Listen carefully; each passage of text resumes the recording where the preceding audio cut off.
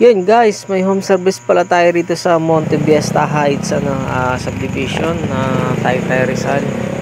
So galing tayo Imus Cavite. Yun po, nag-visit si sir na yung TCL daw nila is yan po ang issue ng kanilang TCL po. After nyan nagpe-fade yung image ng kanilang TV po ng TCL 65 nila. Yan po, medyo matagal yan yung ganyang issues. Minsan kasi pagka uminit na siya, medyo matagal lumalabas yung ganyang issues po mga sir. So yun po, basta po nagpi-fade yung kanyang display po dyan mga sir. So kailangan naman natin dyan binuksan para makita natin kung saan yung may tama ng kanilang panel, kung sa left ba o sa right.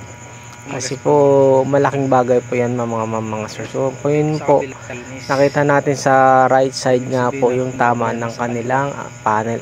I mean sa left pala. Yun po ang right side, medyo malinaw pa. Ito sa left side medyo magaspang na. So yun nga po, kaigyan na i-testing din natin para mapadali yung trabaho namin as bilang technician.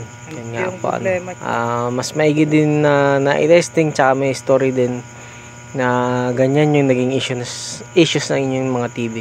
Madalas to nakasagad hindi naman. Nakita naman natin, maganda naman yung settings naman, pero yun nga po, saka na lang daw na i-settings ni sir nung nasira na ako yung TV. So lucky tayo gawang meron pang silyo. Ng kuryente.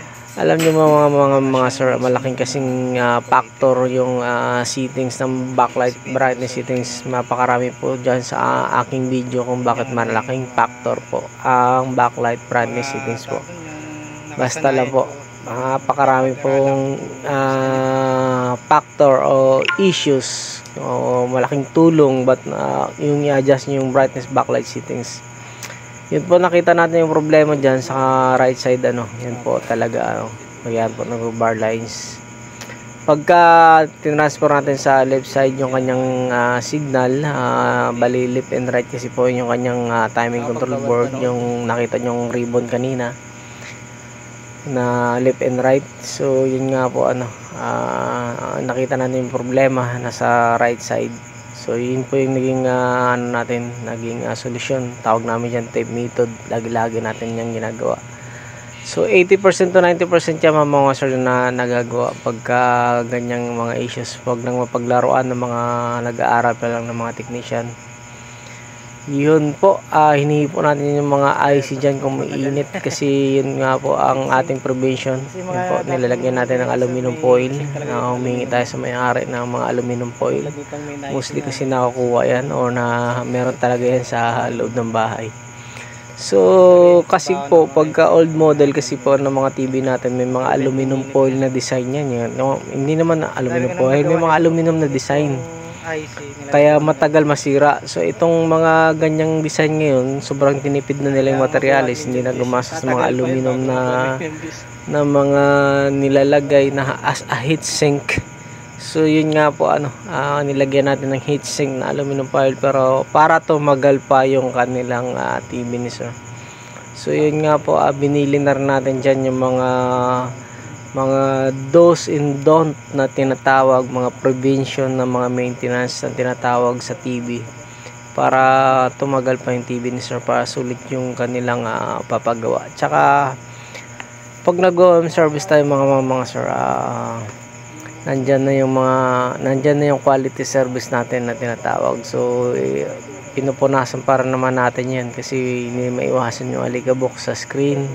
Kasi madalas napaka-busy niyo sa trabaho ninyo, or madalas wala na talagang oras at hindi rin alam kung anong pamunas dyan sa harapan ninyo. So napakasimple lang yung mga sir, alcohol lang po, konting alcohol lang na hindi masyadong basa na wag pumatak dyan sa pinakailalim. So lagi-lagi natin ginagawa yan as quality service. So aasahan nyo yan mga sir, pag nagpapaservice kayo sa akin, kahit anong TV man yan, pagkatapos gawa po, nandun na yung service. So pina-check natin ngayon sir, pina-adjust natin dyan sa pinaka low brightness na comfort sa kanilang mata, para hindi po mabilis masira. Kasi yun nga po yung mga naging history natin, mga troubleshoot natin sa mga sa tagal nating gumagawa.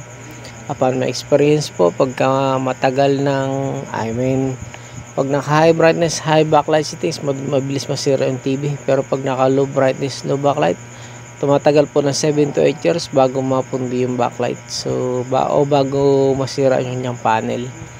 Pag nakasagad kayo, 2 to 3 years lang.